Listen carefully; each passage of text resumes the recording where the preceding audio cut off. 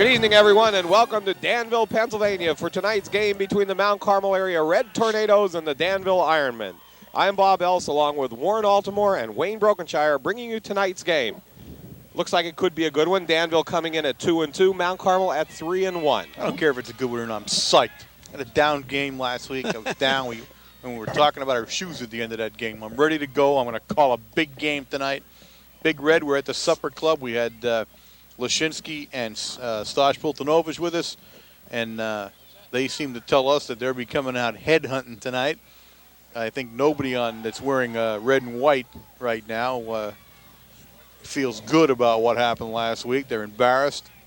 Nothing went right. Some of it by our own doing, some of it by a good team's doing. But now they come into Danville. If you remember last year, the Ironmen gave us everything we could handle and then some, bringing it right down to the wire before we finally won the game. And I don't think anybody over on our sideline would like that to happen tonight, if I'm not mistaken. I agree. Frenchie? Well, even on this side where we're at, we're over here in the condemned area as normal. I do love this sport. Yes, but I'll tell you what, visually looking at Danville, they definitely do not have the size of anybody that we've played this year so far. A little bit of a midget team, in yes, fact. yes, it does. I did not want to say that, but... well, I did. Okay. Mark Van Sickle kicks off a short kick taken by John Lashinsky. Brings it up to about the 49-yard line of Danville. First down and 10, Big Red. And it looked like they kicked away from our speedsters right there. You know what that was, was, But they kicked it to a very fast cornerback. Plus, he's running on an excellent lobster tail that he had last night. Did he? That's a good idea.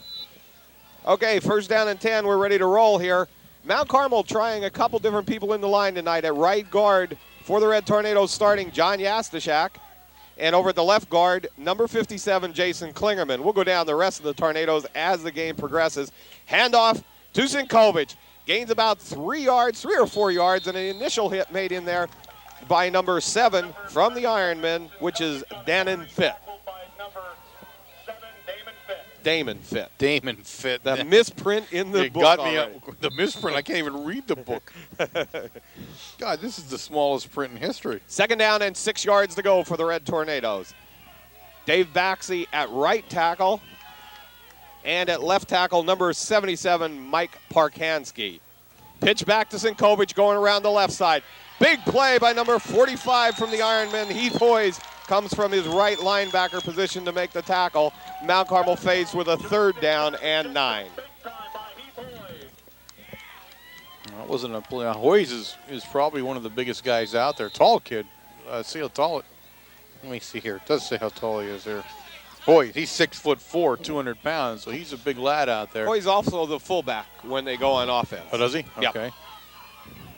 Big third down play for the Big Red here on the 49-yard line of Danville. Fakes, comes back on the rollout, the pass.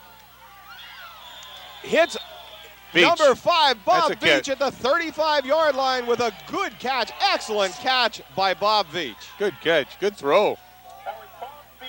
Now, a lot of pressure put on that time on Higgins, and he did make a beautiful throw, although rolling to his right, that's his side, made a nice throw. And it was well defended. Defended by number 19 of the Ironman, Rich Hahn. First down and 10, Red Tornadoes. Sinkovich up the middle, finds a hole, and is hit in there by number 23, Aaron Gerst. Gain of about 8 or 9 yards for the Red Tornadoes. That time the sink was taking the entire team with him for a ride. Second down and 3 from the 27-yard line.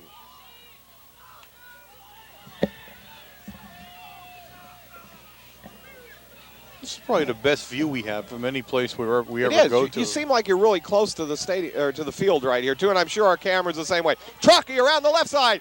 Gain of about 3 or 4 for the first down to the 19-yard line. First down, Big Red, and we're on a roll. Well, we talked about it last night, and let's face it, they certainly feel they've got something to prove. They're unhappy.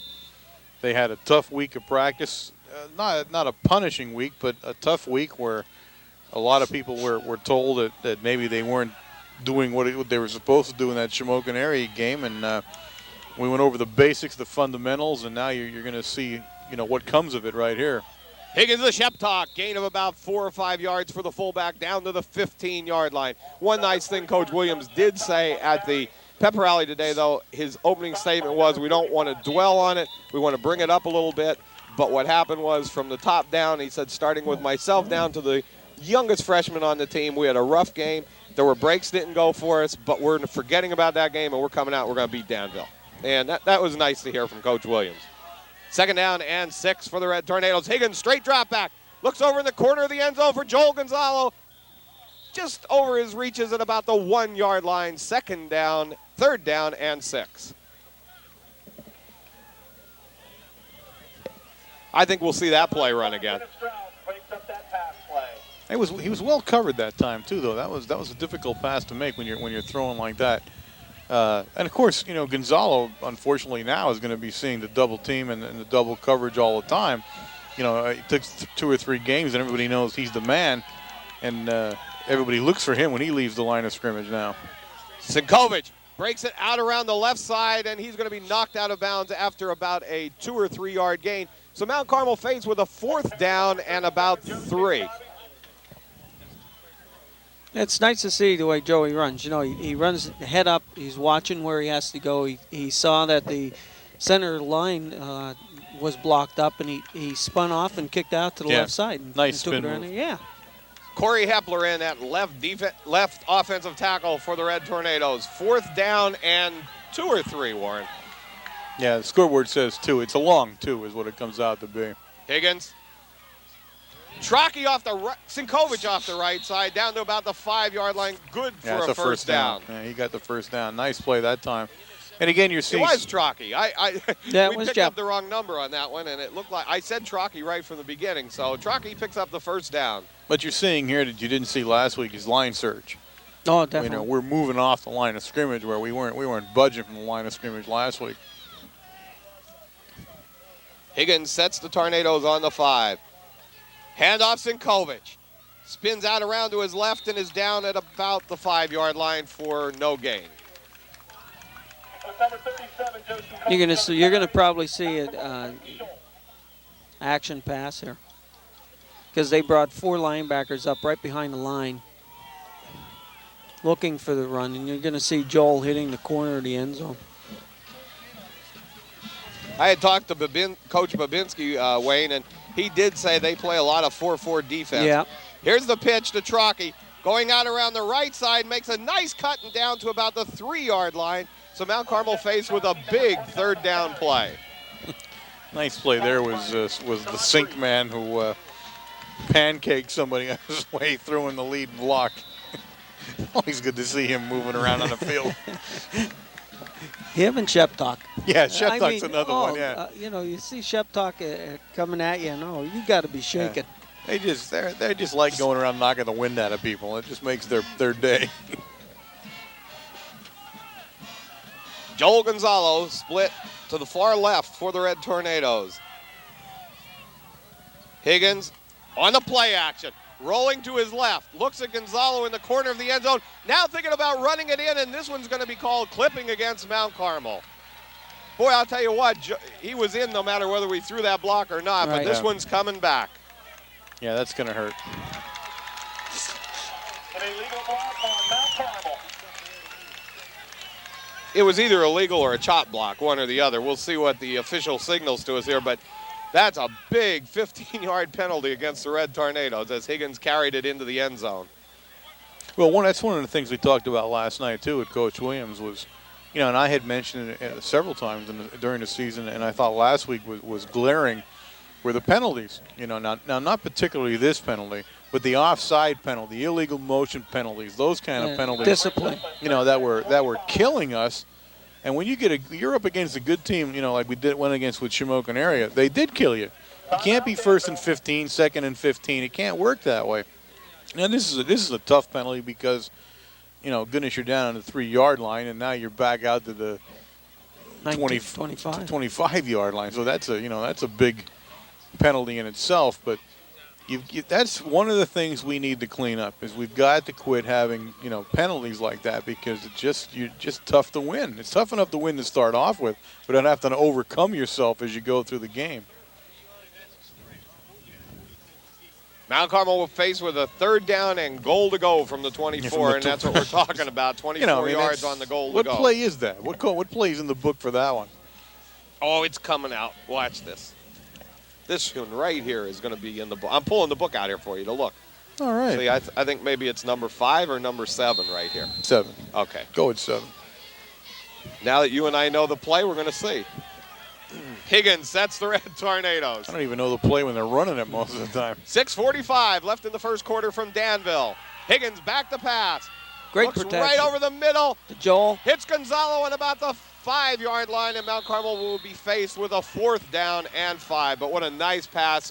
What nice protection for Higgins on that play. Yes, he had plenty of time, more than enough time to look at every receiver down there, and he did see Joel breaking across the center. Coach Williams calls timeout, wants to talk over this 4th down play with his team. Now you see, you know what you're seeing here, in a regular situation. Boy, oh, geez. That was That tough. was tough. My microphone got stuck there. Did you see that? It was Go ahead. horrible. In a regular situation, I believe he would have just automatically kicked the field goal. But now he's looking back to last week and he's thinking confidence, and he's saying to himself, 6 yards. I'm going to tell these guys, hey, I want the touchdown. You know, that I think he's trying to build a little bit of confidence here against Danville. Now, if it doesn't work, then you put the Ironmen down on their own 6-yard line anyway, so it's no big deal. But I think he's going to forego the field goal, and I'm saying I think he is for just that reason, because he wants these kids. He's coming out there and saying, hey, block and let's run and let's get 6 points on the board. And after all that, they'll probably line up and kick a field goal, and I'll be thrown over the you're side. right. Here. They're going for it. There you have it. Higgins sets What the Red insight, huh? Tornadoes. Joel Gonzalo split far left. Higgins on the roll to the right. Looking Looks for at Veach. Veach in the corner of the end zone. Touchdown. Beautiful. Beautiful. Oh, what a Hands, pass. What a pass. What a grab by Bob Veach. Touchdown. Red Tornadoes on 4th down and 5. Yeah, Chief threw a great pass. He really did. Great pass, and a nice catch by Veach down in the corner there, right along the line of the end zone. That was a pretty play, and that's exactly what he wanted. Right. You know, now they feel good again. Well, I'll tell you what, Higgins, he must have practiced that this summer 10,000 times, because how many times we've run that already, a little flare-out pass like that, and Bobby Veach is reaching out with his fingers to catch it. And the best thing about that is if you overthrow the ball, there's no big loss. Right. It's a type of pass that's not going to be intercepted. Mount Carmel takes the early 6-0 lead. 6:18 left in the first quarter. Kicking off for the Red Tornadoes, number 57, Jason Klingerman.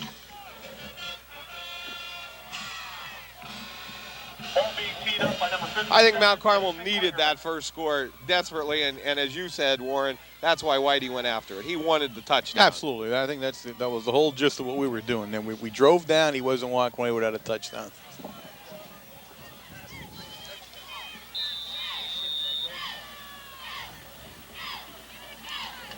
Klingerman's kick, a nice boot down to the right side, taken by number 25 of the Ironman, which is Mike Herman, gets hit and is finished off by number 84 of the Red Tornadoes, Denny Molisevich, and also number 1, David Slater. The Slate man made the initial hit and grazed him enough to slow him down, and everybody else got him. The Slate man's a true missile on the kickoffs. I love watching him come down there. Well, last week he showed it. You know, that the one kickoff we had, he was knocked down. He actually got up and made the tackle. Right, yeah. You know, so. In the backfield for the Ironman, number 45, Heath Hoyes, and number 23, Aaron Gerst. This one's a Hoyes on the draw play up the middle. And as he was being blocked, down on the bottom of the pile, number 44, Sean Sheptock made a nice one-arm tackle. 2nd down and 3 for the Ironmen.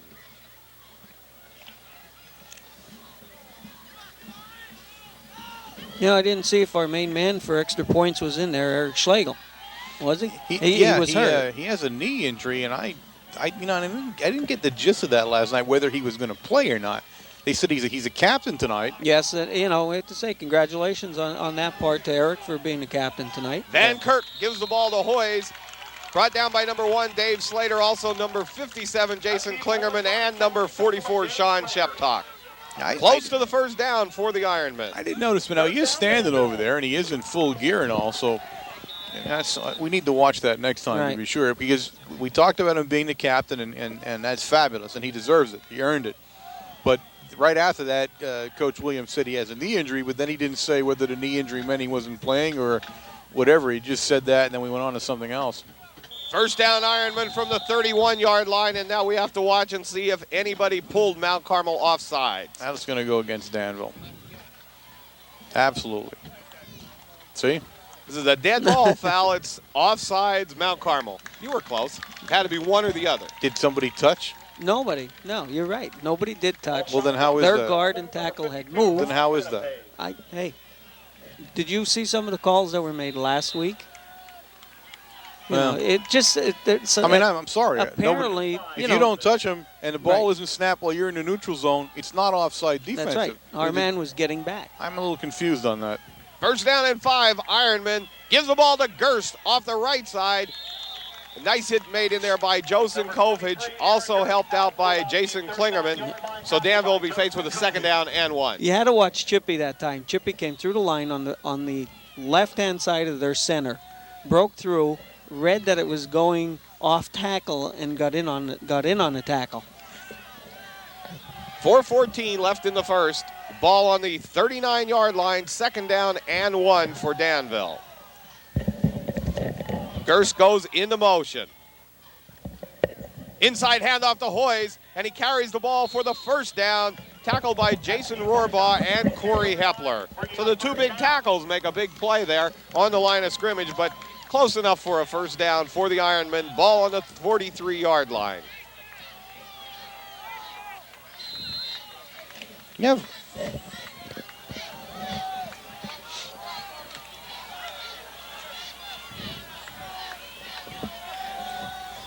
Klingerman out of the Red Tornado lineup. Scott Grady in to replace him at nose.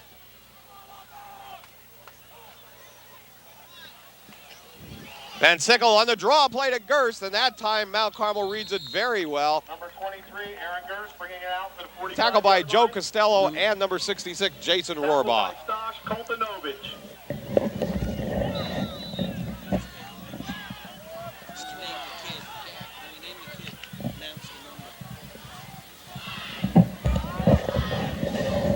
Second down and 7. 3:11 left in the first quarter.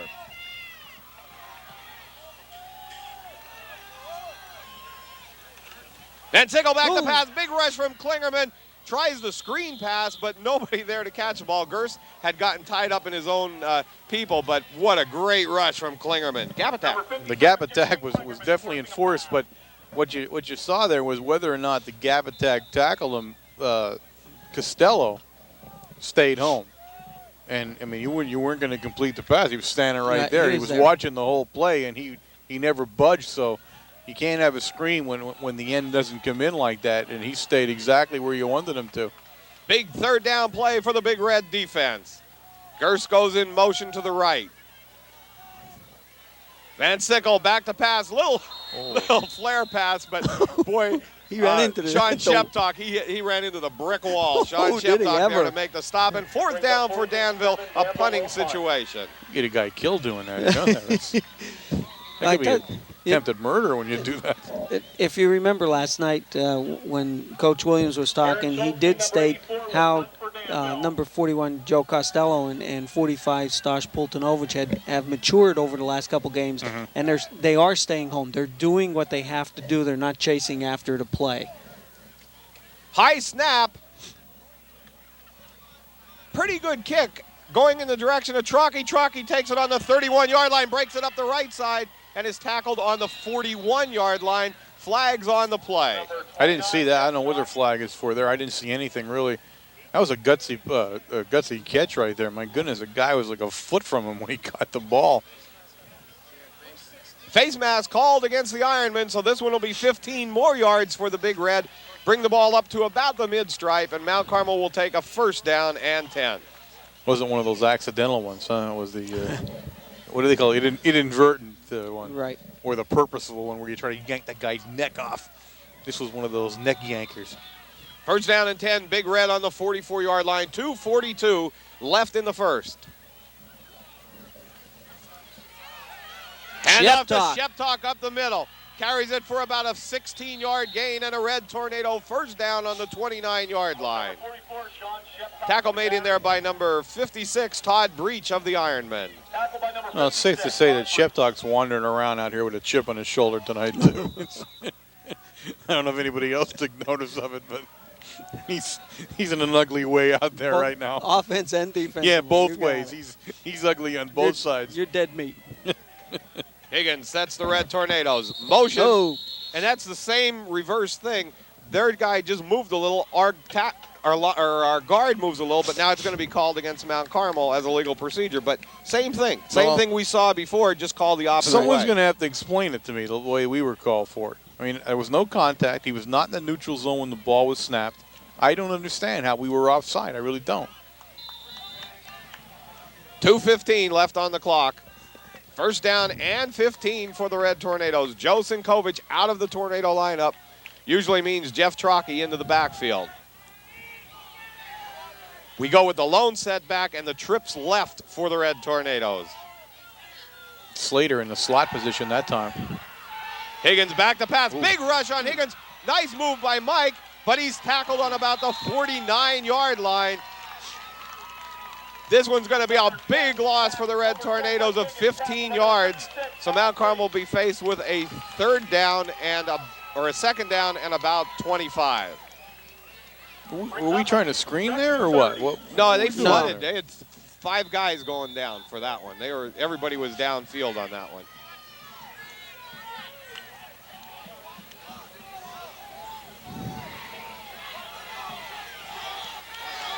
Higgins with Sinkovich and Sheptalk in the backfield. Straight drop back. Here's the screen pass over the head of Trockey, and this one will be third down and 30. They're gonna have to go back to the drawing board on that screen pass. I mean, it was nowhere near doing what we were supposed to do on that one. I don't know if Mike. I don't think Mike saw Jeff. We had the blockers there, and Jeff was standing there, but. Mike overthrown.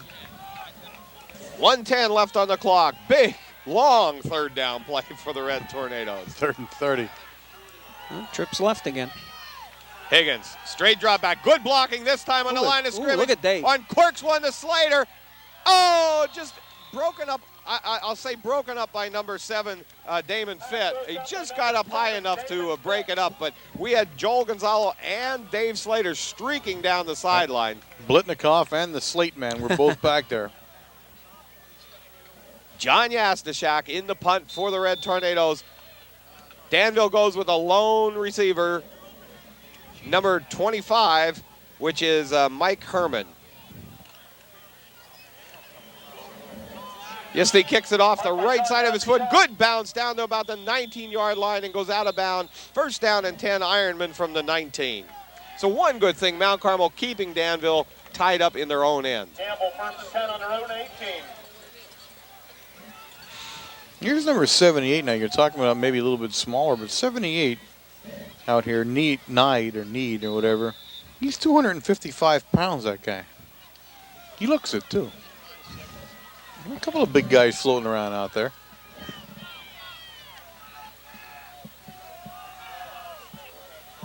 Van Sickle goes to Kurtz. Nice. Big hit by Joe Sinkovich right on the line of scrimmage. Finished off by number 66, Jason Rohrbaugh. But boy, what a bruising hit by Sinkovich. Hey, you run into a sink, it's going to hurt too, you know? It was hit with a sink. You know, Joey was there. They had talked about this the other day also. He was back three yards from the line so he can read.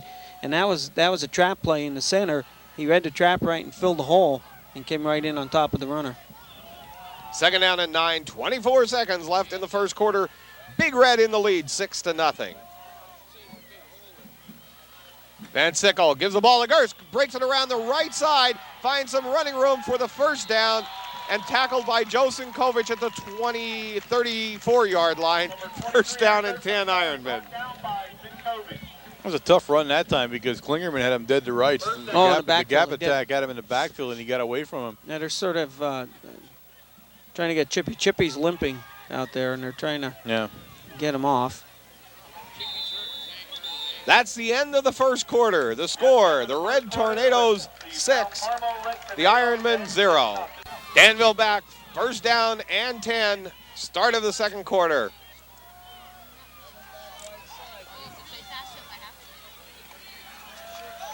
Van Sickle on the crossing pattern, and come on. This is going to be a bad call here against the Red Tornadoes. What's this guy going to call? Number 22 was cutting across for the Ironmen, which is Jim Lewis, and he's going to call interference on this. And all that happened was the Danville receiver ducked down he just didn't want to catch the ball, and with all those Mount Carmel people there. Unbelievable call. You know what happened? If you watched the ball skipped 3 yards away from the receiver, skipped off the ground. First down and 10 from the 49-yard line for the Ironmen. Van Sickle sets the Ironman, gives it to Gerst. Fumble on the play. Ball's laying on the ground and is recovered by the Red Tornadoes, getting up from the bottom of the pile with that ball, number 21, Joe Wargo. First down and 10, Red Tornadoes from the 46. Yeah, some of these calls aren't that hard to make, French. Come on. Oh, I understand that.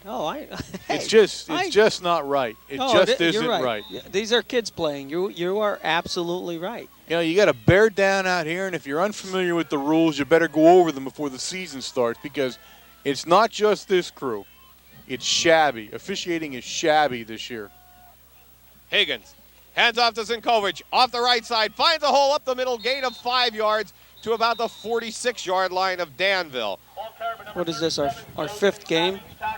Yeah. And how many calls have we seen that were just blatant? Right. I'm not even particularly saying against us. Right. I'm saying officiating in general is shabby. That's what I'm saying. You know, it's not like they don't get paid. You know, they're not doing this for free. Now, I don't know how much they get paid. I don't know if it's like a great amount of money or whatever. But the point is, if you volunteer to do it, then do it right. Zinkovic, big run down to the 38-yard line, tackled by Damon Fitt and the rest of the Ironmen to bring Joe Zinkovic down. But a big 8 or 9 yard run by Joe Zinkovic. Now, example last week, the fumble on the goal line. I'm going to tell you what. That was bad. Anybody who didn't think it was a fumble is either blind or an imbecile, because the ball was on the ground. Oh, and then the other two were the 2 intentional groundings. Yeah, I mean, and one, they're just. It's just unfortunate right now. It really is. Higgins and Trockey finds a hole up the middle, gain of about 5 or 6 yards, and right now Mount Carmel's going to put it to them right up the middle. It looks like that's the last 3 carries in the row, up the middle, 8 yards. Well, Coach Williams last night was intent on running the ball. He was intent on that's what he was going to do. So if he's going to, he's going to shove the ball right down their throat. Well, what's also happening is they're starting to key on different players. Sheptock's starting to pick up yardage, so we're keying on him. We're trying to key on Zinkovic, and you never know. There's Strachey carrying the ball up through the center, where you wouldn't expect him to go.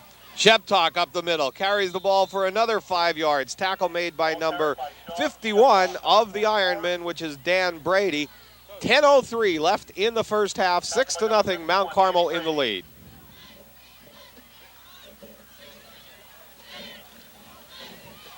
Sheptock and Wargo go out of the Red Tornado lineup. Veach and Trockey come in.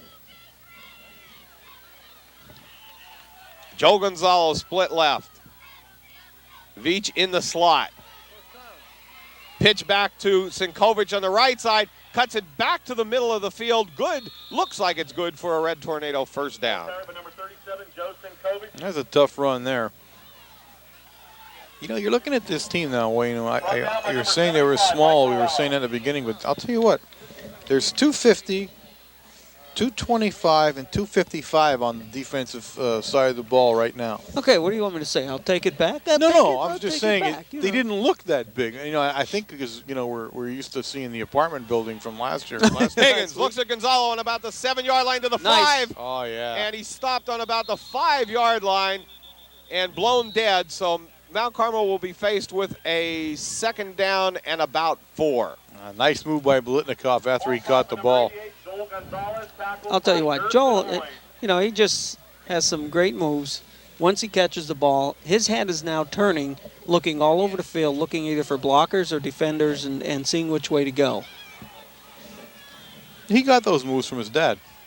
Did he really? Oh, absolutely. His dad taught him those. He told me. Sinkovic breaks it back up the middle to about the 3-yard line. Ball carried by number 37, Joe Sinkovic. Tackled by Aaron Gerst. Third down and about 2. They can get a first down on about the 3-yard line. Looks like third down and about maybe 1. Right. They just moved the yard marker for me over there, Wayne. He probably heard you. I don't know what he was doing. He was standing there. Well, if you look at the dreaming about it. scoreboard, it's 1st and 3 to go. Well, now they're coming in for a measurement. So they've been adjusting over there. They're having a little trouble with the sticks over there. So now we'll come in and get a true measurement, see where the Red Tornadoes have to go, whether it's third down or first down. First and goal to go from the 2-yard line for the Red Tornadoes.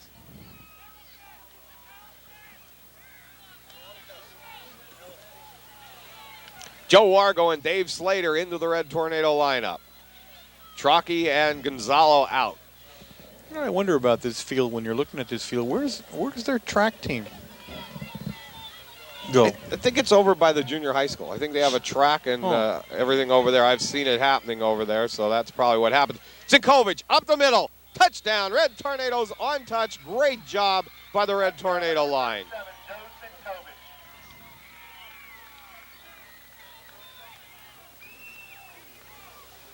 Sinkovic. We may be going for the 2 here. I'm not Fourth sure. down, Mount Carmel 12, Danville nothing. Yeah, it looks that way.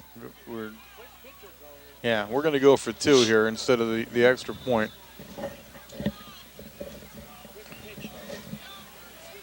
Mount Carmel has the offense back in. Ball lined up right in the middle of the field.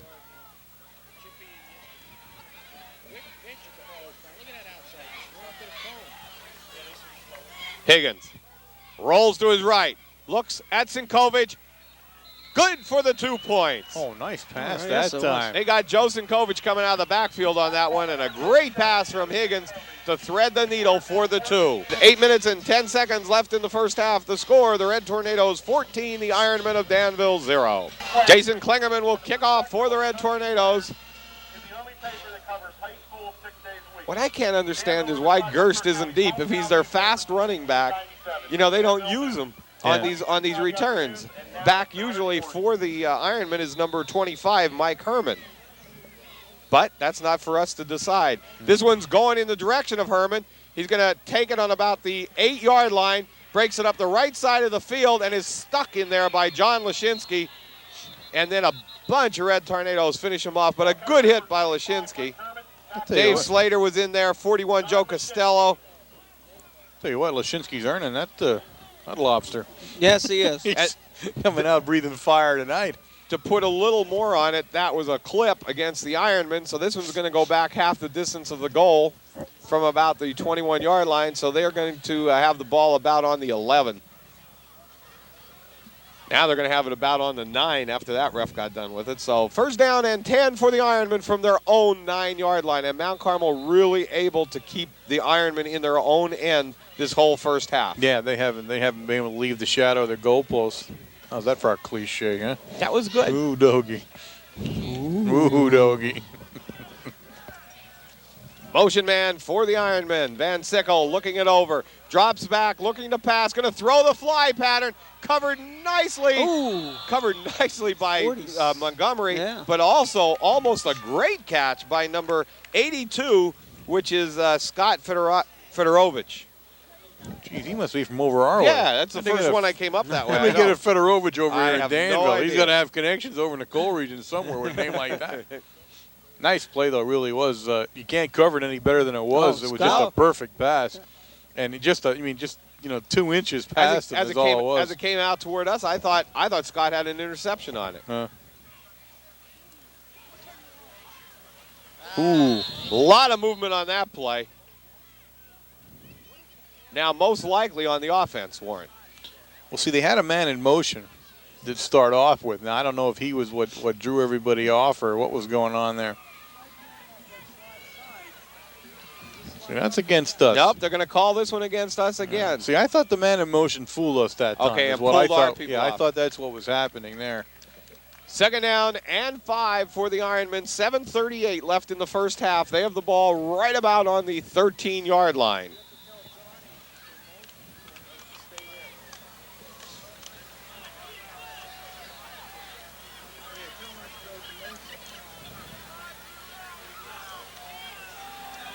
There he goes again. There's the motion again. Van Kirk, number 1, on the draw play to Hoyes. Tackle there by Jason Klingerman, right on the bottom of the pile. Klingerman grabbed him. Helped by Stosh Puldanovic, also number 44, Sean Sheptock. And the announcer here says tackled by number 52, Rob Menape. So Rob's in there in hard, even though Corey Hepler made the tackle. That he is. That he is. 3rd down and 5, 7:09 left in the first half.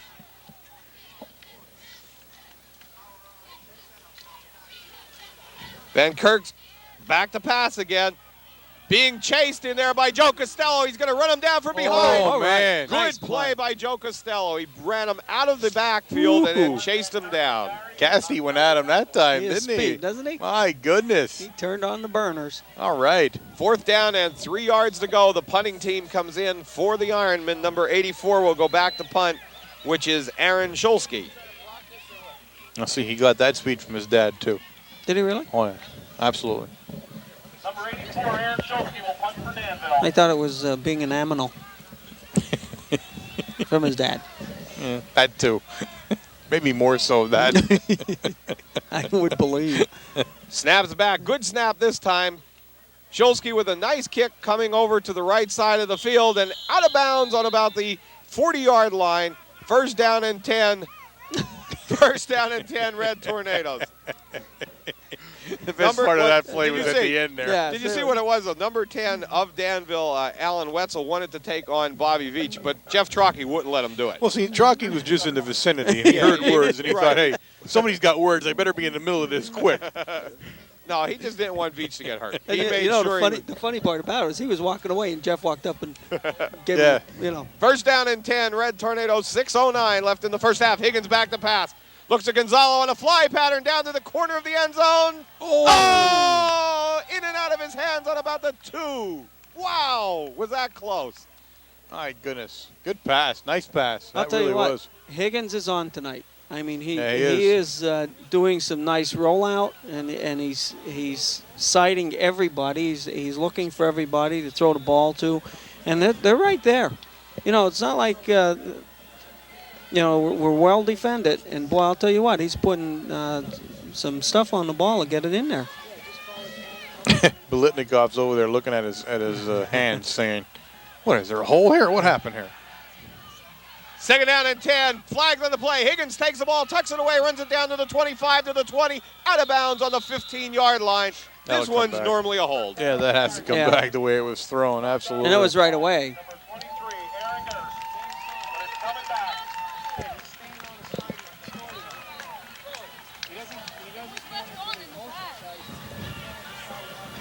5:52 left in the first half. This one's going to be a big one, too, coming back against the Red Tornadoes. And, again, giving them that 1st or 2nd down and very long again. Yeah. I'll tell you what, that's one element that Higgins brings in also, with his arm, but the speed. When, he gets trapped back there, he has the mobility, to pick up the 1st down and run with that ball.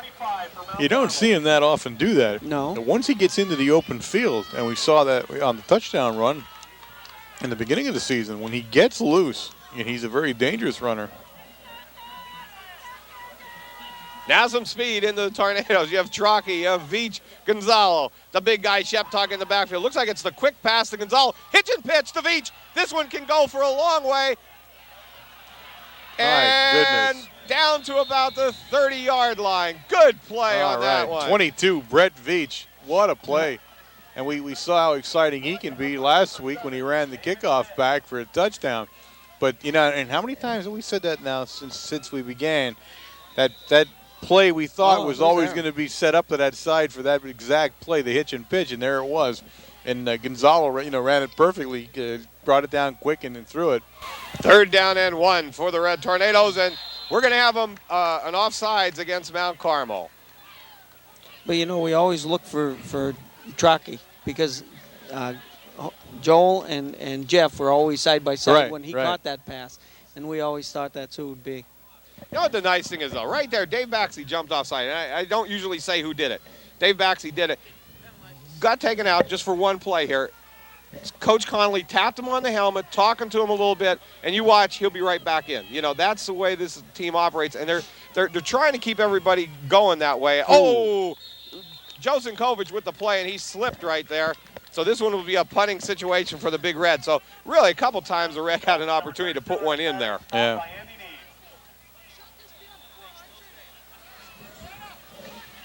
John Yastashak back to punt. Now he comes up. I don't know if we have enough guys or we're. Now Joe Costello back to punt. Now John Yastashak back to punt. Now timeout called by the Red Tornadoes. 4:36 left in the first half. 14-0. Big Red in the lead. We definitely had that play bunged up now, didn't we? I think what happens there is the short kicker for the corner of the end zone might be Joe Costello. Oh. I think what happened, John Yastashak realized that and then tried to trade places with Joe. Depending where they are in the field. Where they are in the field. That's what looks like happened right there. So okay. We'll go with that one if that sounds all right to you. It worked. It works for me. No problem.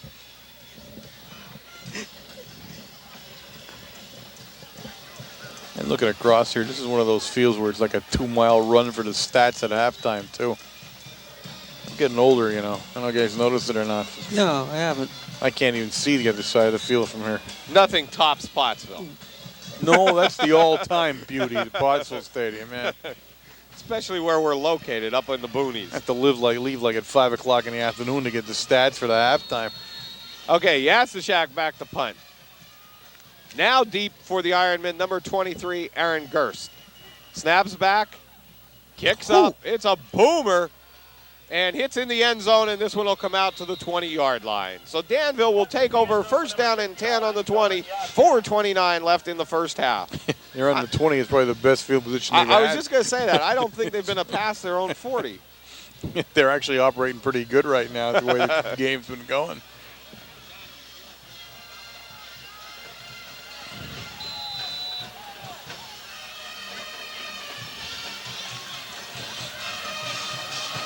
Danville out with number 82 from the Ironman, Scott Fedorowicz, split far right. This one looks like it's going at Scott. He had Gerst coming out of the backfield also, and intercepted by the Red Tornadoes. We'll see who gets off the bottom of the pile right there. Number 27, John Lashinsky. Great interception by Lashinsky on the 30-yard line. We had the Danville players in the way and couldn't see John pick that one off. Boy, John's having a heck of a game. He really is. 4:22 left. It's 14-0. Part of the problem with that play, we'll give Hepler a little bit of credit there because he had a wing over Hepler's arm, and that's a bit of a wing when you're trying to get over him. 4:11 left on the clock. First down and 10 for the Red Tornadoes. Quick pass. Hits Gonzalo. Takes it around the right side. Gain of about 7 or 8 yards. Nice pass by the Red Tornadoes. Ball carried by number 88. Actually, a gain of about 8 yards. Tackled by Denny Stroud. These guys on the chains are really giving it to me tonight. Every time I see him, he moves a little extra one way or the other. He sets it up, and then he starts moving. Never quite sure where he wants to go. 3:41, the clock running in the first half. 14-0, Big Red in the lead. Higgins, Sinkovich, off the left side. Takes it to the 20. Down to the 15, down to the 13-yard line. Nice run, Joe Sinkovich. Cinco, great run. Typical Cinco. First down and 10, Red Tornadoes from the 13-yard line. 3:25 on the clock as they move the chains.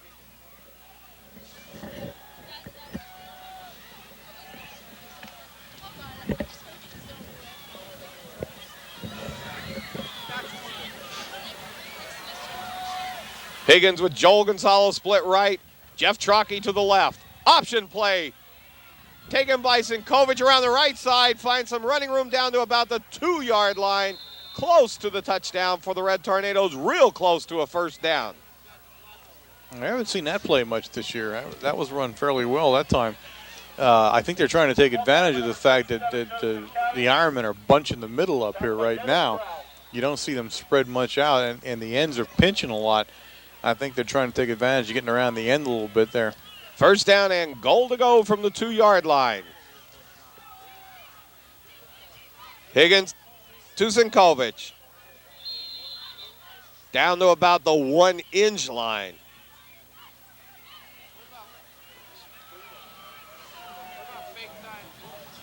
Actually, they moved it back out. Probably about a foot to go for the Red Tornadoes. Second down and goal to go from the 2-foot line.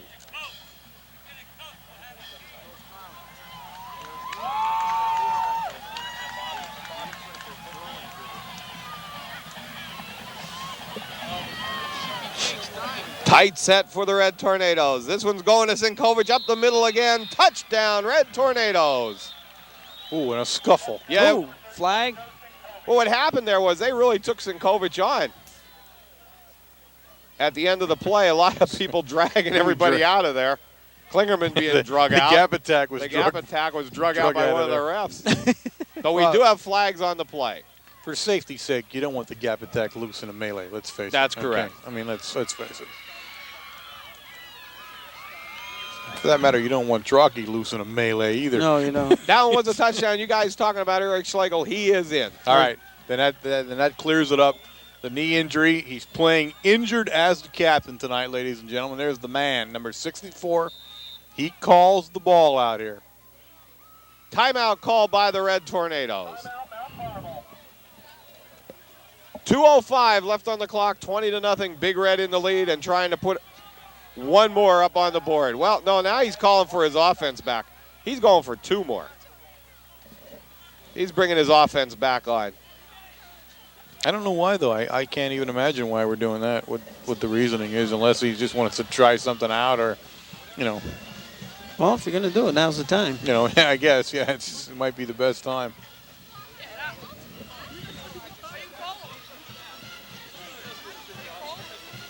I mean, usually you don't want to show the 2-point conversion plays, though, unless you need them. You know what I mean? It's usually kind of a secret thing. You try to avoid that. Well, right now, Coach Williams talking to his offense, and it does look like he's going to go for the 2. Got Joe Wargo, Jeff Trockey, and number 44. This is a power play. This looks like it's going to go power left or right. It's going to the left with Trockey into the middle of the end zone, touchdown, and he really didn't show much. He just went all power. That's just I'll bash it down your throat kind of a play there. Nice run. Big Joe Wargo, the line, Joe Wargo, and also Sean Sheptock blasting in there. Jeff Trockey just had to follow him into the end zone for the extra 2 points. Wasn't a lot of tricking going on there, was there? With 2:05 left in the first half, the score, the Red Tornadoes 22, the Ironmen 0. Danville has unfortunately has the unenviable task of facing us, you know, after we take a pacing off of Shamogan area, and everybody spends a whole week chewing their helmet, you know, waiting to play again, and that's exactly what you're seeing now. I mean, they're out here just looking to kill somebody, and unfortunately the Ironmen happen to be the team on the block right now. Jason Klingerman will kick off for the Red Tornadoes. A bouncer taken on about the 21-yard line. Coming around the right side, number 34 from the Ironmen, still flying, and is knocked out of bounds. Another flag. That was carrying the ball, Dave Lushik, and there's 2 flags on the play. One's going to be a late hit. The other one, I'm not too sure what happened. It'll be a clip, I'm sure. There'll be two separate penalties on this one.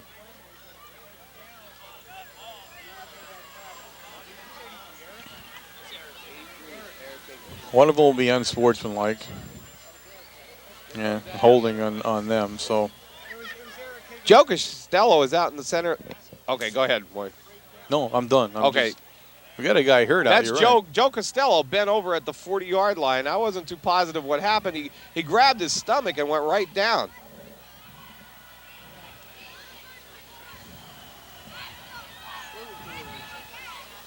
I'm not sure if he was in on the clip or what. I'm not sure what happened there, but we have an official's timeout right now as Joe Costello down on the field.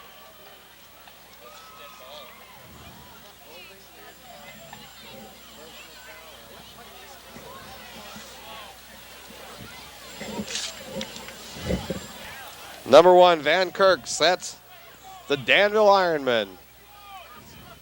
We got trips left.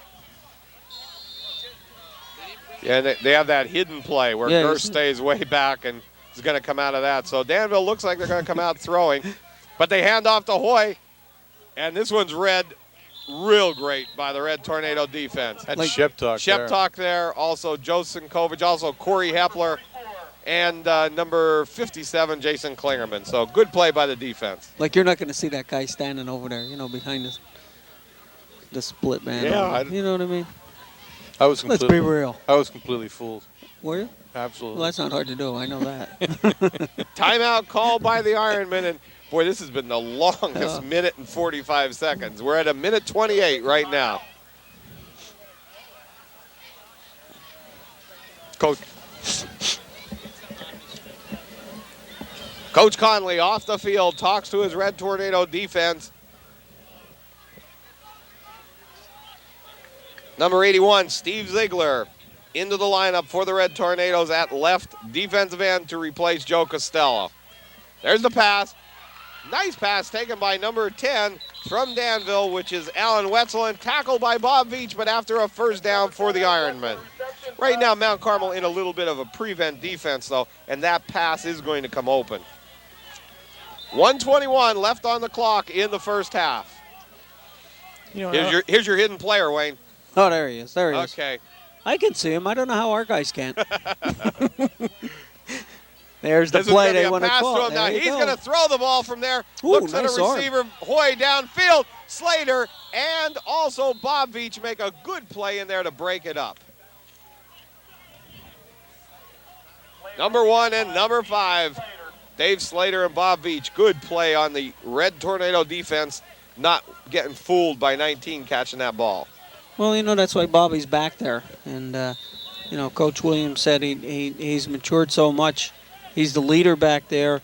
He looks over to see where the receiver's at, and then he picks an area to go to. Second down and 10 from the 50-yard line. 1:03 left on the clock. Kirk back to pass. Oh! Great play, the sink. The sink came up and hit him. He got hit by the kitchen, the sink. He was hit by the kitchen and a bathroom sink that time. Oh, goodness. Singo read that one all the way. You know what was great about that? You could Doggy. You can see Joe reading in Joe's mind. Catch that ball. Catch that ball. Oh, man. Ooh. 38 seconds left in the first half. 22-0. Big Red in the lead. And the receiver went back that also said, don't ever throw the ball like that again. Ever. And Kirk back to pass. Oh, nice play. Good play from number 59, Mark Burns of the Red Tornadoes. Nice play. You're right. That was it was a controlled leap because he wanted to block it, and then he didn't throw it, and he still came down on top Right on top of the quarterback, right. Nice play. He burned him. Fourth down. Danville looks like the time's just going to run out on the clock here, down to 2 seconds, 1 second. And that's the end of the first half, but a big first half that the Red Tornadoes needed here, and they got it. 22 big points on the on the scoreboard for the Red Tornadoes. I thought we saw somebody nearly fall right down on this cement. Did you see that? He was running right at the wires of the coaches, and it looked like he was going flat on his face. 22-0, Big Red in the lead. We'll be back with Warren stats in 1 moment. Okay, gang, we're here for the halftime stats. Mount Carmel area in the rushing department rushed the ball 23 times for a total of 100 yards. Passing, they were 6 out of 10 for 79 yards. Big Red had 10 first downs. Individually, Sinkovich ran the ball 15 times for 63 yards. Trocky, 4 for 27 yards. And Sheptalk, 3 for 25 yards. In the reception department, somewhat complicated this time around, Gonzalo will show 4 receptions for 40 yards. Bobby Veach, 2 receptions for 20 yards. And Brett Veach will show no receptions for 19 yards. The reason for that is the pass to Gonzalo.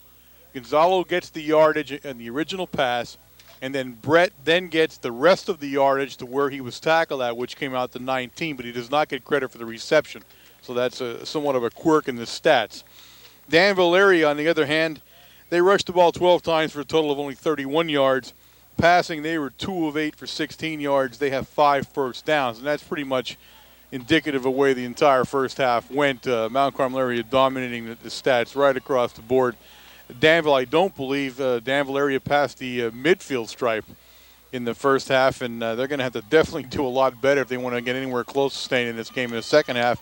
And we'll be just about to start the second half in 2 seconds, so stay with us. Jason Klingerman kicking off for the Red Tornadoes. Oh, a big boomer this time. Takes Herman back to about the 10-yard line, brings it up to the 20, to the 25, finds a hole, takes it down the sideline. Brett Veach is there to stop him at about the 45-yard line, but I guess that's why number 25, Herman, is in the back there. That's it. Veach, of course, did it. He was the safety valve and played it perfectly. That's exactly what he was left there to do. He was holding back, waiting to see if he broke free, and he made the tackle. That's what the safety valve does. See, I would write the stats down a little different than what you just gave. Because what I would do would give Gonzalo a pass and then Veach a reception. That's the little bit of change I would make. I'll have a little story to tell you when we get done this play here. The Jose story. They're always dandies. Motion for the Ironman. This one's going to Gerst, and he gains about 1 or 2 yards, but nice play made in there by number 20. Well, yeah, but you know what? The initial hit was John Lashinsky. They had him coming up from cornerback, and then 45 Stoch Puldanovich in there, and also Sean Sheptock. I'm looking at the stat sheet, and I look over at Jose's, main stat sheet, and I'm looking at Gonzalo, and it shows the reception. There's a D with a circle around it. I said to him, what the heck is that? Drop. So we're not playing any favorites in this operation, that's for sure. He put a drop down on the passing totals. Oh, nice hit made by number 1, Dave Slater, and then finished off on the sideline by John Lashinsky and Bob Veach and Joe Sinkovich. That pass play is going to get somebody killed. I'm telling you, that's a suicide play over there. Everybody's just keying off. Did you catch that one, what I was saying about Gonzalo? No, go ahead. I said I looked at Jose's main stat sheet. You had your headphones fooling around there. And looking at the main sheet, and it shows the receptions, the yardage, and all. And there's a big D with a circle around it. I said, what's that? Drop. I mean, jeebers. Talking about being fair. Lewis and Gerst spit far right. They're going down that sideline. Big play made by the Red Tornadoes, Corey Hepler, and also Jason Klingerman. You notice we had to change a quarterback here, guys. Yes, we did. In there for Danville, number 12, Travis Wasco. I'll tell you what, they were probably thinking about that in the beginning of the second quarter because he was over here warming up. Right I saw that. I wasn't too sure. Maybe they were going to put him in as a throwing end over here that they used, but they actually used number 19, Rich Hahn. Aaron Shulsky will punt for Danville. Aaron Shulsky back to punt for the Ironmen. There's a penalty that what could that possibly be, other than too much time? Well, no, they called procedure. Okay. Go ahead. Explain that one. That, I'll tell you what, he was looking at the center, and the center had, picked up the ball and had moved the ball back at least 6 inches. Oh, okay. Okay, that'll do it. Yeah, no, that'll do it.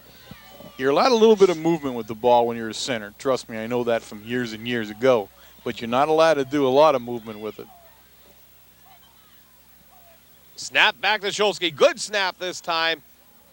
Puts a big leg into it. Going to be taken by Trockey on the 21-yard line and brings it up to the 26-yard line. Jeff Trockey not afraid to take that punt. Tackle made by number 10 from the Ironman, Alan Wetzel. First down and 10, Tornadoes on the 26. I'll tell you what, Jeff has great concentration on the ball coming down when it's punted like that. Yeah. Because there's 2 times now that he had someone standing right in his face, and he still caught the punt.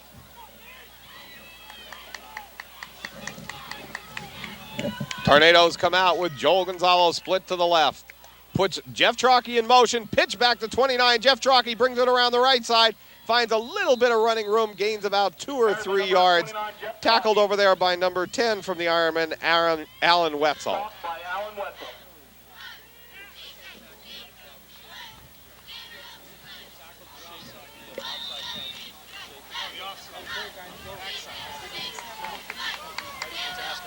Second down and 7. Early in the second half here, 9:48 left in the third quarter. 22-0, Big Red in the lead. Higgins, Sinkovich brings it up the middle, and That one's read pretty well by the Danville defense. Looks like they made some adjustments on that one that was busting up the middle early in the first half. Well, they definitely had to make some adjustments or they're going to get blown out of the game. I think, it's so strange looking at this game because Mount Carmel area is more intense, definitely than the Ironmen are, but it seems like such a calm game compared to last week. I mean, the intensity just isn't there, and it's amazing when you see a game like this. Higgins, straight drop back, big rush from the nose guard. Higgins gets away from him. Now looks at Joel Gonzalo coming back to him, very close to a first down. Gonzalez on the reception. I'll tell you what, that was an excellent play by Higgins. Bad spot, though.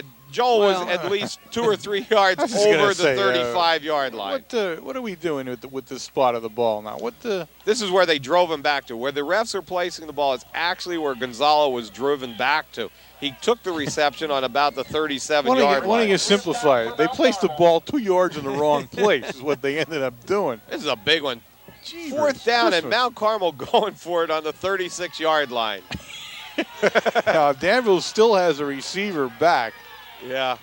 I don't know. Well, maybe they're thinking the quick kick. I don't know. Sinkovich, first down, Red Tornadoes, and about 5 extra yards as he drives through. First down and 10, Mount Carmel. Now, see, I question that.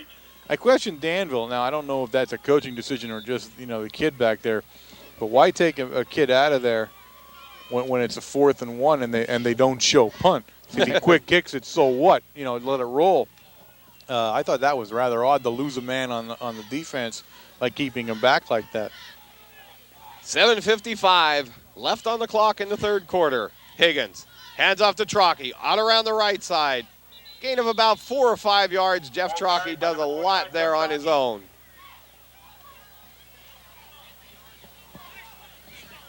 Second down and 6. Tackled by Hoyes and Schultz. Frenchie, what are you back in Somalia for a minute? Did you have Yeah, you had a flashback there? Yeah, I did. Phew, Doggy. Phew. You get those every so often. I guess you do. I guess every time you get sand in your shorts, you pretty much get a flashback. In my shorts? Yeah, you got it. That's what I would think. Higgins, hands off. Sheptalk? Looked like a trap play going to start out there, but blocked up nice by Danville. Sheptalk with the ball carrier, number 44, getting up off the bottom of the pile for the Ironman, number 56, Todd Breach. Third down and 5. I'll say one thing for us. We seem to be intent on running up the middle right here. I mean, it just seems to be where we want to go. You know what's nice, though? Here he can try some things. If he's trying the quick traps, if he's trying to go up the middle, he wants to see what's happening and can work on his running game. Higgins back to pass, looks at Veach at the 41-yard line, knocked out of bounds on about the 35-yard line by number 10, Alan Wetzel, but nice throw and catch by the Higgins to Veach combination. I'll tell you what, the first half, Higgins, I was just impressed with the way Higgins rolled to his right and had beautiful passes, that just split the defenders. Now he's rolling to his left, which makes it that much more difficult because he's got to plant and turn his body to throw the ball. Yeah. He looks good tonight. He really does. Yes, he does. Joe Wargo and Sean Sheptalk set up the power. This one's a Wargo on the quick handoff. And very close to a first down to about the 26-yard line. Nice run, Joe Wargo. Yeah, absolutely. And he slipped a little bit there at the end. I think he would have had more yardage. The field is rough in that one spot, particularly, right? Between the 40 and the, I'd say about the 25-yard line. Not on the other side here, but just right there. That's a bad spot in the field. Good blocking on the offensive line for the Red Tornadoes. Number 55, Geary, also number 61 in there for the Red Tornadoes, which is Jamie Rowland over on that side. Sheptalk or Sinkovich, the ball carrier. Ball carried by number 37, Joe. Corey Hepler came in on that play, a tackle to replace Dave Baxey. Over on the left side, Mike Parkansky, number 77, at the left tackle.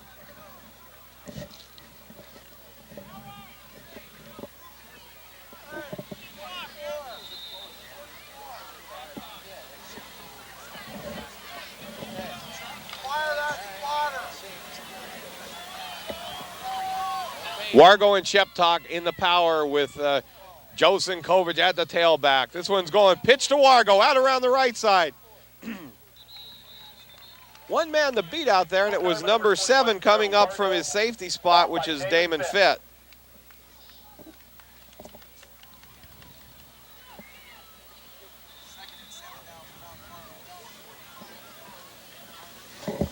Second down and 7, the ball on the 23-yard line. 4:40 left in the third quarter. Mount Carmel area 22, Danville area 0.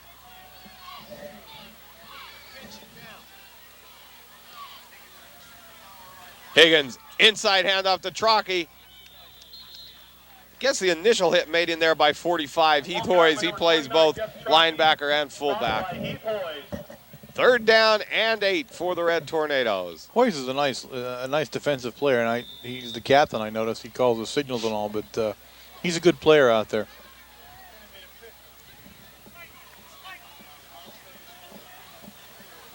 Third down and 9. Coach Williams calls in a play to Mike Higgins.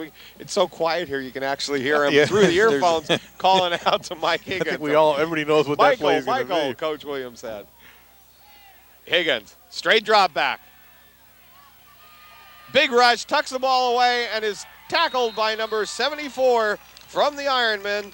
And I don't know if I can find a 74 here, but he's floating around somewhere. That's Rob George. They just brought him into the game. He didn't start on defense tonight. So Mount Carmel in a punting situation. John Yastashak, number 69, in the punt for the Red Tornadoes. Snapping the ball for the Red Tornadoes, number 88, Joel Gonzalo.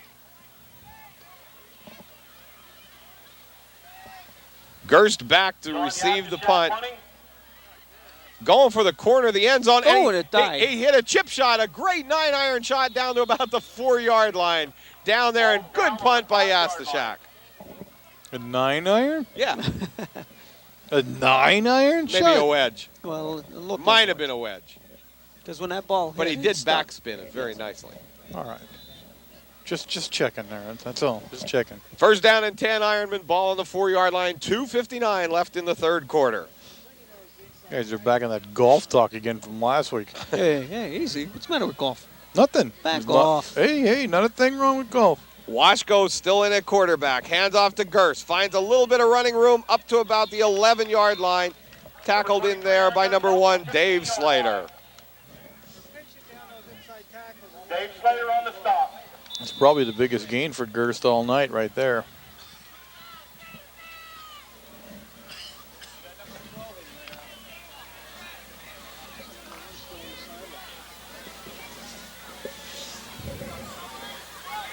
Wasco sets the Ironman.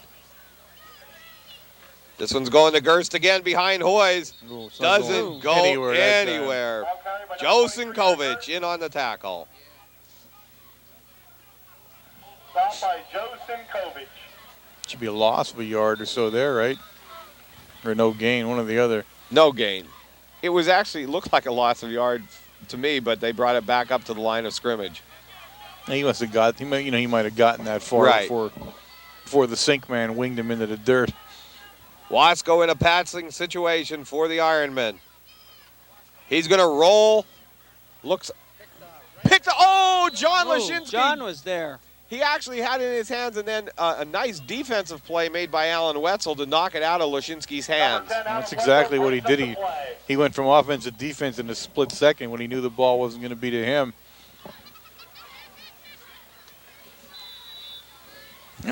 Third down and 10. You bring Lashinsky to Supper Club more often, he'll be an all-state candidate for the end of the season. Well, he's having a solid game, and he's had solid games before. That's why we've seen him, but really playing his heart out there tonight. Wasco straight drop back this time. Oh, big hit in there. Looks like Corey Hepler's in, also assisted by Jason Klingerman, and in there number 50 for the Red Tornadoes, which is Joe Bender.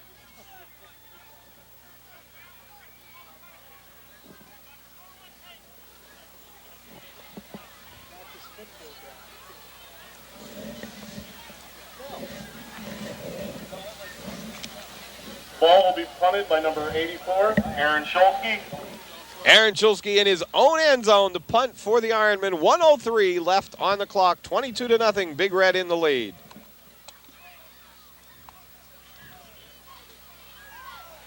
Snaps back a little bit low this time. Big rush by Joe Costello. Oh, baby. And There it goes. we're going to have rushing the punter, or roughing the punter on this one. I mean, truthfully, I don't know how he didn't get the ball.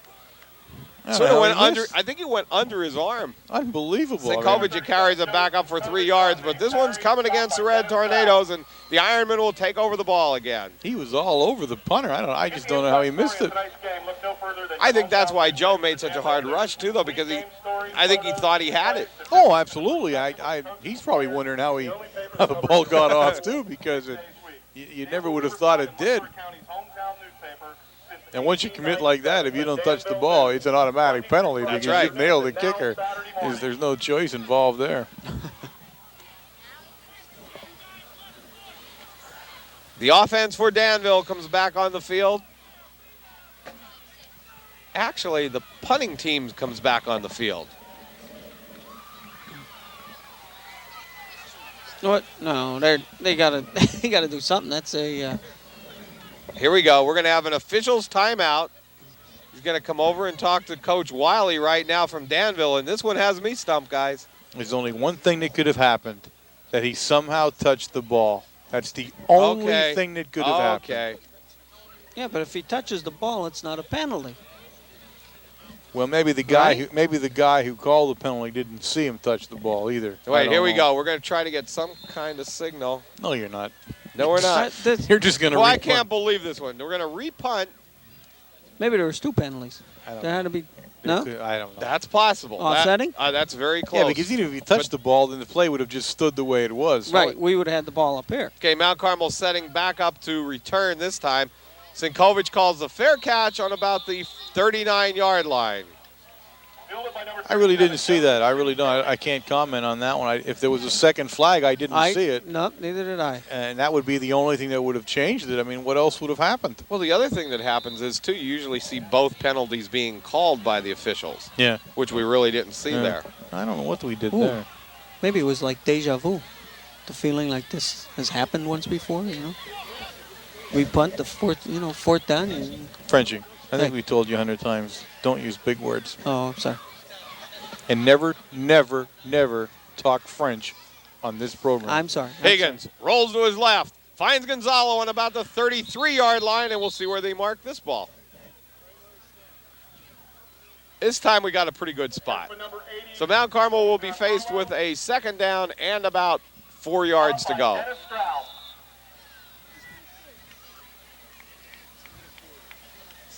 That comes back from the French Foreign Legion. Well, days. that's true. You just, it's in you. You can't get out of it. I was going to confuse you and say Vujade, which would be the feeling that this never happened before. I had that feeling most of my life. Oh, I know that. That it never happened. Okay.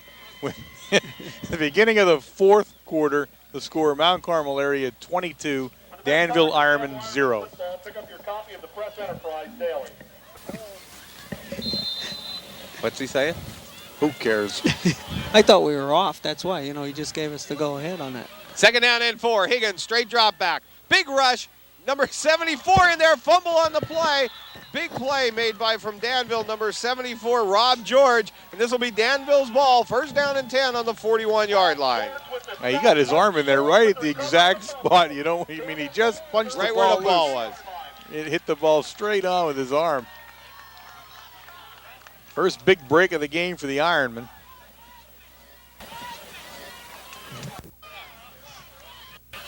Second best field position of the night for the Ironman. I think they made it over the 50 once. Did they? I think. Yes. On that pass play right near the end of the half. Washko back to pass.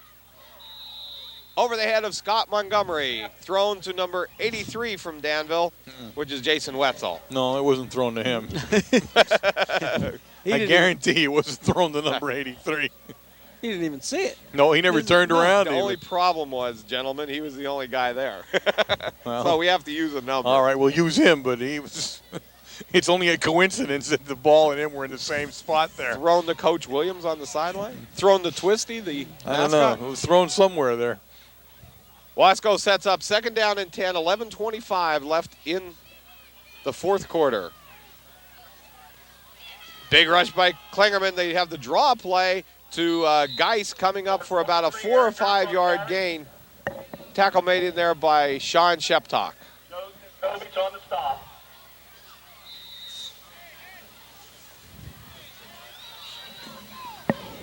Who is the head coach here at Danville? Is it listed in the program?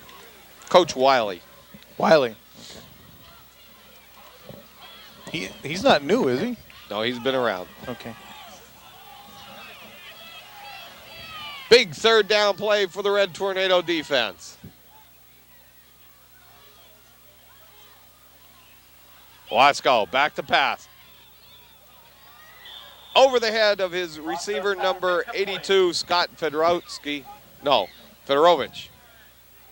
4th down and 5. He has only one name I could have trouble with, and that's him.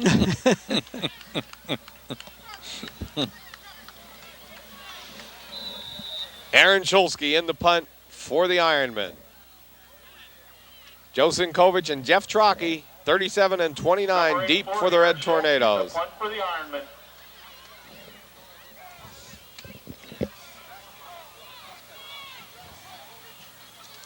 Good snap. Sailing kick to Sinkovich. Breaks it out around the left side. They set the wall up. Got a good block. Still on his feet. Yep. And he goes to about the 47-yard line, knocked out of bounds. My goodness. What a nice run. That was a setup to the left side. You know, he had to run it to the left side, and he took it over there. And there was actually 2 or 3 excellent blocks thrown to bring him up to where he ran the ball. That was a nice play all around there. 10-19 left in the game, 22-0. Big Red in the lead.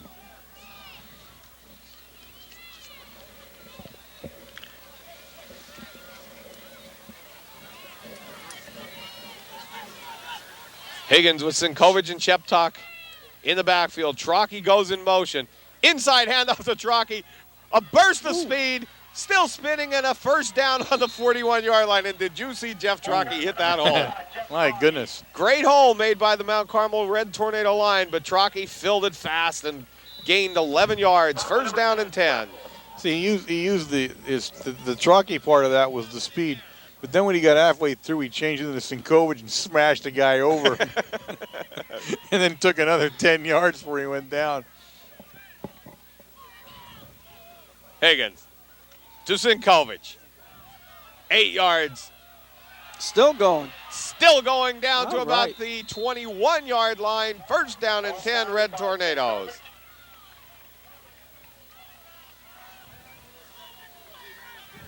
$9:26 left in the game.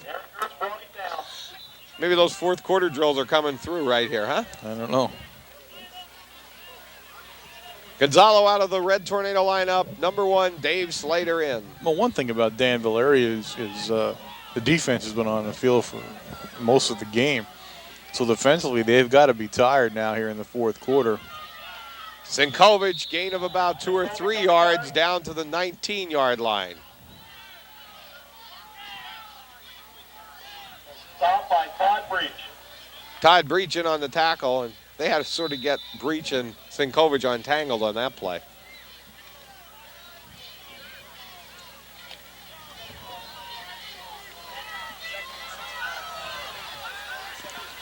Trockey, Wargo, and Sheptock in the Red Tornado backfield. Power left. And a good string out by the Danville Ironmen. It's almost like they knew that play was coming. Right. That was well defensed all the way around.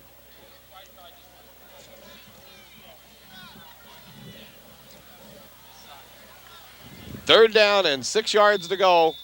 8:16 left in the game.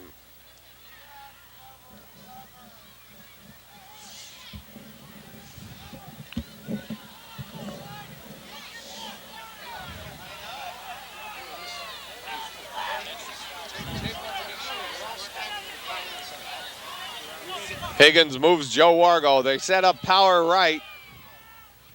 And they're coming that way with Sinkovic. Oh, God. Finds a hole, breaks it to the left side. Good for a first down on about the 6 or 7 yard line. Stopped by Aaron Gerd. Tell you what, you have to give the line some credit. Oh, I mean, there. you know, what's great about a game like this, and he's hitting the center of the line, it's giving, you know, we are a young team in the line, and it's giving them, you know, some great experience on blocking and everything else. I think that was the goal tonight, from what I gathered from Supper Right. Club last night. That was the goal of what we were trying to do. That he was, you know, he was going to run the middle come hell or high water tonight, and that was going to be it. Sinkovic trying to break it out around the right side. Tackled in there by number 45 from Danville, Heath Hoyes. Stopped by Todd Bree.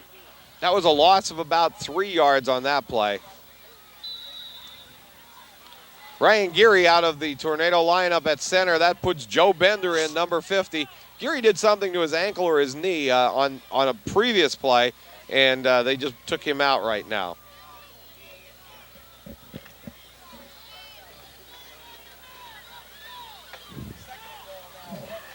Second down and goal to go from the 9 yard line for the Big Red. Fakes the handoff to Sinkovic. Play action over the middle. Gonzalo touchdown. Pretty Red play. Tornadoes. Oh, that's a pretty play there. That really is. He actually had Gonzalo and Veach open. Both of them were wide open on that play. So nice touchdown pass from Higgins to Gonzalo. All right, we're going to definitely kick this one, I think, guys. The way it looks, we're definitely in the kicking mode here. We'll wait for Schlegel to make the call. There's the shift. Higgins will hold. Jason Klingerman will kick. Snaps back. It's down. It's up. And it's good. Jason Clearman's kick is good. The score is now 29-0.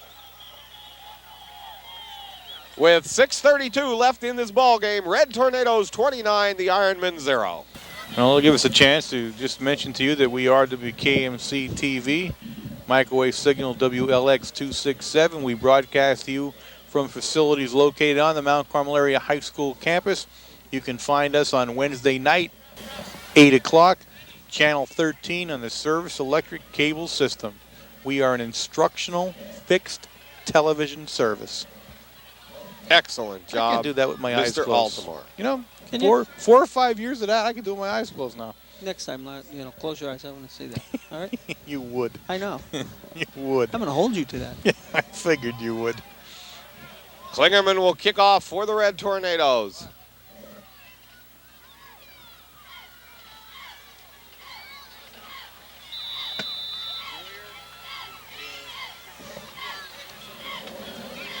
Jason put his foot into that one, taken by Herman on the 15-yard line. Going to try to bring it up the sideline again. And a nice tackle made by number 30, which is Kyle Sokol of the Red Tornadoes. Good open field tackle by Sokol. Jason Klingerman. I also have a chance to talk a second about the Supper Club and clear up what I think is a misunderstanding out in the real world out there. There are people who are under the impression that if you haven't belonged to the club that you need to pay up the past weeks and all. It's not that at all, ladies and gentlemen. If you want to come down to the Supper Club on a Thursday night at Matucci's, 6:30, all you do is come down, and for that night you want to pay your $5, you're in. That's all it takes. You don't have to pay anything else. You don't have to pay your back. I mean, there's nothing like that involved whatsoever. And we might add, we are cultivating a rather large and larger group of women every week. Every week, you got it. It's definitely a mixed crowd now. It's absolutely a fabulous time. It really is. The food is fantastic. For $6, I mean, the food is fantastic. You can't go wrong. If you don't want to eat, you don't have to. That's no problem. But Coach Williams, and every week he brings a couple of coaches with him. Of course, you have the players who come to the game or come to the supper. Absolutely a fabulous time, and you're really missing out on a great time and a great way to become involved in Mount Carmel area football if you're not coming down there. So next week, take $5 and come on down. Washko going to throw the ball, looking at Gerst out in the middle. Tackled by Aaron Chicatano. Good Aaron play by Chicatano saving a touchdown. Finished off there by number 30, Kyle Sokol, but good tackle by Chicatano. Yeah, he was the touchdown saver on that one. try to pick up some of the numbers coming into the Tornado lineup right now. For Mount Carmel, number 48, Randy Troutman. Also number 83, Eric Higgins at defensive end. Number 71 also in there for the Red Tornadoes, which is Bill Anderson. So Mount Carmel now getting a lot of people into the game. Number 73 now coming in, Dave Sawicki. Dave Sawicki going back out. First down and 10, Ironman. He just went out to check things out. Okay. That's all it was. He'll be back out later on. And 76, Mike Boyer. Mike Boyer in there.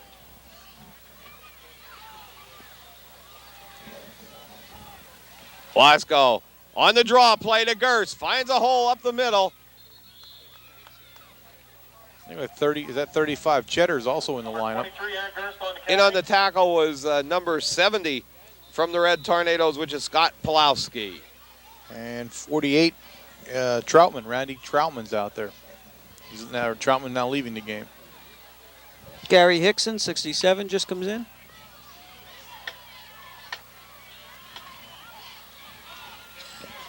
.5:20 left in the ball game. Wasco going to throw. Big rush by the Red Tornadoes, and Hickson brings them down. Nice play by Hickson, but a lot of pressure that time by a couple of other guys. 76, I believe, was one of them in there. That would be Boyer.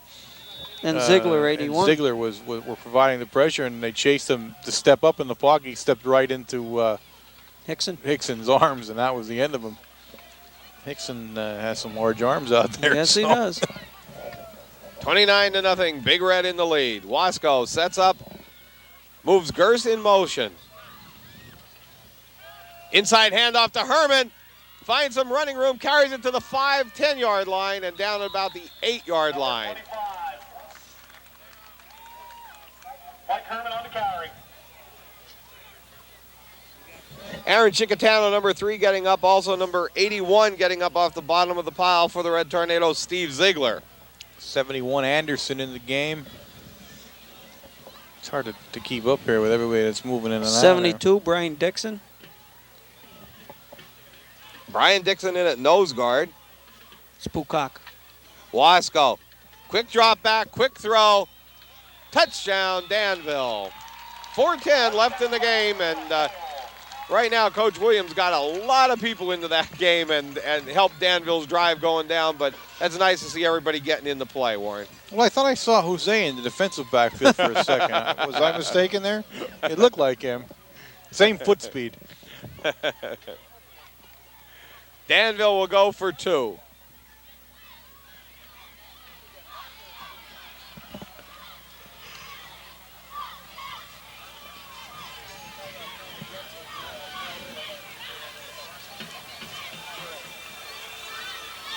Wasco back to pass, looking over in the corner of the end zone. Out of bounds. And that one's no good, so with 4:10 left in the ball game, Mount Carmel area 29, Danville area 6.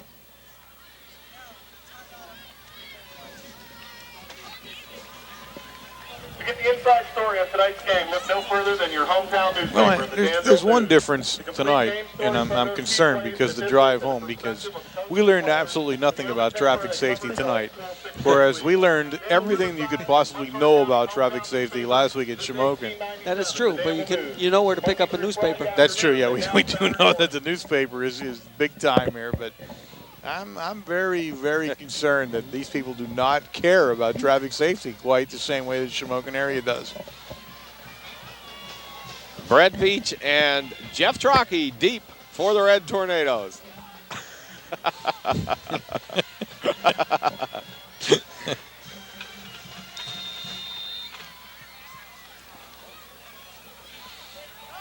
Onside kick. Nice play. Oh, it might be stolen. It looked like it was.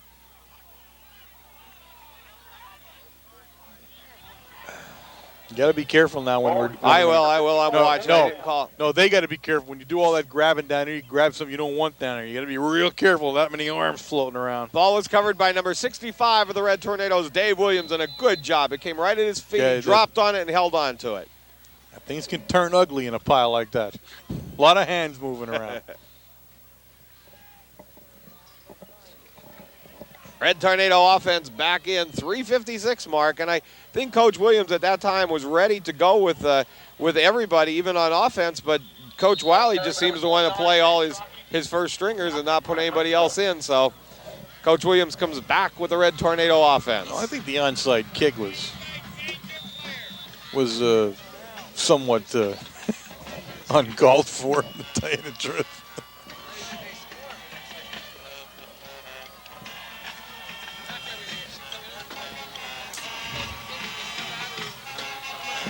See, we just had a fan yell up, like, don't we put the second team in? Yeah, and he forgets to realize that it was his coach didn't do it. Higgins on the bootleg out around the left side, and a good play made over there by number 34 of Danville, which was Dave Lusek. I might want to mention there's a lot of white pants on the Danville sideline.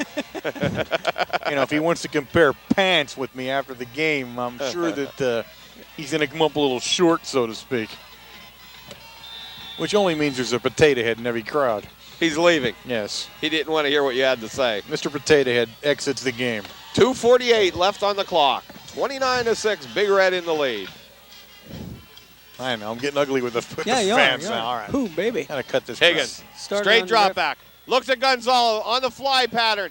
Joel picks it up. Oh, at the yeah. 21-yard line. That one he had to back up and wait for it. He got it on the 21-yard line. If I'm not mistaken, that's his 9th catch of the night. Really? 9? Uh, If that's 9, that broke the record. did I? Oh, okay. That's fine. the record But was 8. The record was 8. Yeah, I know. Record's 8.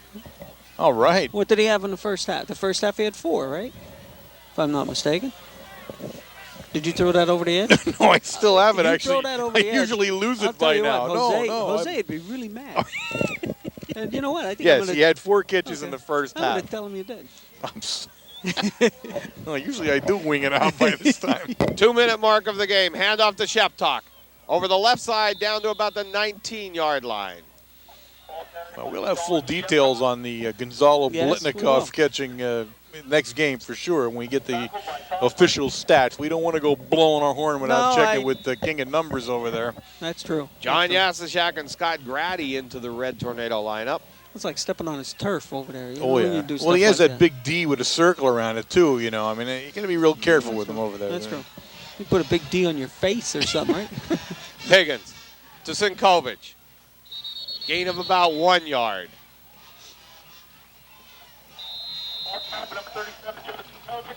Coach Williams right now walks in a whole new team. So that's all. He's not going to pour it on. He's going to bring the rest of the Red Tornadoes offense in and run a different team. I believe it's time now for someone to tap the Danville coach and remind him that there are players behind him. Well, you know what? The thing of it is they put in our second-team defense in that whole last series when Danville drove down and scored, and he kept his first team in, and he's doing the same thing now. I don't see. Oh, wait, hold it. Easy now. He got 1. Stand by now. 2. There's 2. There's 2 clean 2. pair of pants now. There's 3. All right. All right, now, well, you know what this was? He was shamed into it now. You know, when the head coach walks out Yeah, of the second team, like, you know, let's be realistic here. Yeah, he was shamed into putting the new guys in. Here they all come now. Well, I'll tell you what, we tonight's game, you really have to give credit to that offensive line, 77 Parkansky and 52 Corey Hapler, 57 Chippy Klingerman, Scott Grady, 63 was in there, Ryan Geary, 55, 69 John Yastershak, 61 Jamie Rowland, and 78 Dave Baxey. Yeah, I mean, you just have to give them credit because they came out and surged off the line this week. You know, they really did a job. They opened up holes and everything else. Brett Veach out around the left side, gained about 2 yards and went out of bounds. So 4th down and 1:17 left on the clock. 4th down and about 4. Veach and Wargo in the backfield for the Red Tornadoes. No, Ziegler, I'm sorry. Veach gets the ball, finds a little hole, cuts it up, looks for a touchdown. Right. All right. What a great move by the young freshman. Touchdown, Brett Veach. He was dead to rights. He was dead to rights. 2 people had him. Breaks it loose for the score. Great play by Veach. Really was. He did that on his own. Really nice play. I guess he's got Poochie's blood in him is what it comes down to. I'm sorry to have to say it again, but the Pooch man's there. Has his moves, too. I've seen Pucci move like that in the supermarket once. Did you really? Absolutely. Absolutely. Dave Slater He's holding. in dry goods. Dave Slater holding for Jason Klingerman. Snaps down, kicks up. And it's good. With 1 minute and 9 seconds left in the game, Red Tornadoes 36, the Ironmen 6.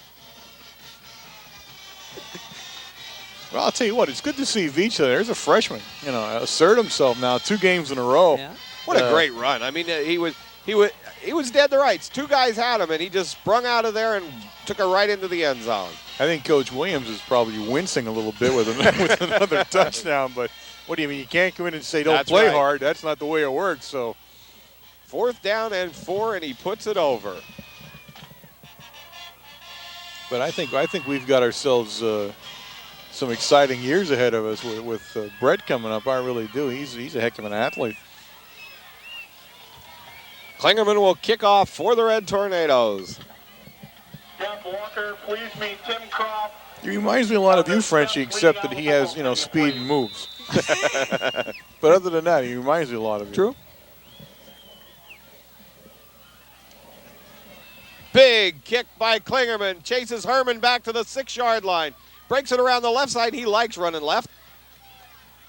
And tackled by Klingerman.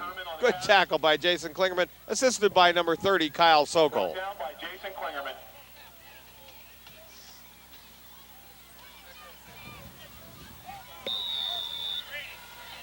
First down and 10 Ironman. The ball on the 28. 59 seconds left in the game.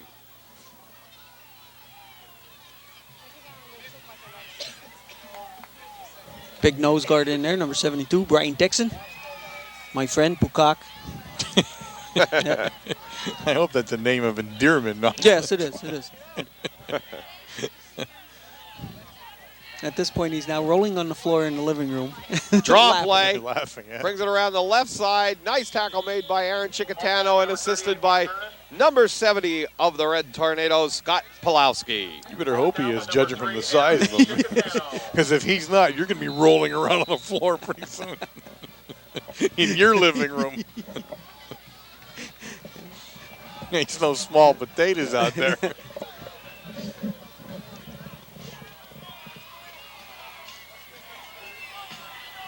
There you have it. 70 just made the fastest run of the evening. Wasco still in the ball game for Danville. Good play made by number 84 of the Red Tornadoes, Denny Molisevich. We'll still give Scott Pulowski the fastest run by a large man all evening as he tried to get off the field before the ball was snapped. End of the ball game. The final score, the Red Tornadoes 36, the Ironmen 6. We'll be back with a final wrap in 1 moment.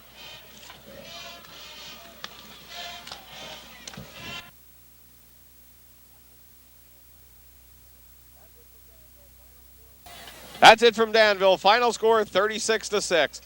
Big offensive plays by the Red Tornadoes. Lots of running. Whitey Williams got to look at his running offense and got to see a lot of that happening.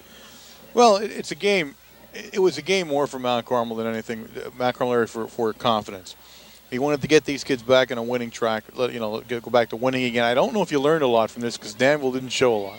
They weren't a team that tested you much, either offensively or defensively. So I'm not sure that you walk away saying you learned a lot or you gained a lot. What you gained here was you came off a pasting out of Shamokin area, and now you're back. You're righted again. You're looking forward down the road. You got some tough games to play yet. Montoursville coming up next week, always a tough team. Coming into Mount Carmel area for the first time, I believe, into the Silver Bowl for their first time ever. So you're looking at them, not to belittle Danville, but not a team that was a great test for us. I'm going to say that.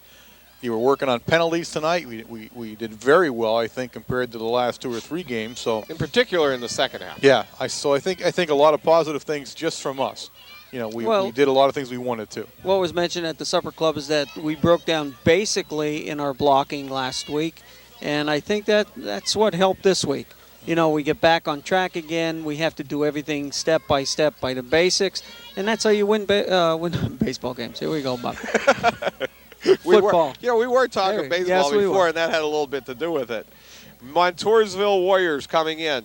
Montoursville, always a tough team. Yeah, absolutely. Mount Carmel, able to throw the ball pretty well tonight. They tried to establish a running game so they could throw, and I think we saw that happen. It really worked well for Mount Carmel tonight. Maybe the same thing next week. Yeah, I think it's just get back to the basics, get back to fundamentals, and go back to where we were when we were winning. And that's exactly what we did, and now we step forward now and go with the rest of the season. That's it from Danville. Mount Carmel, big winners tonight, 36-6.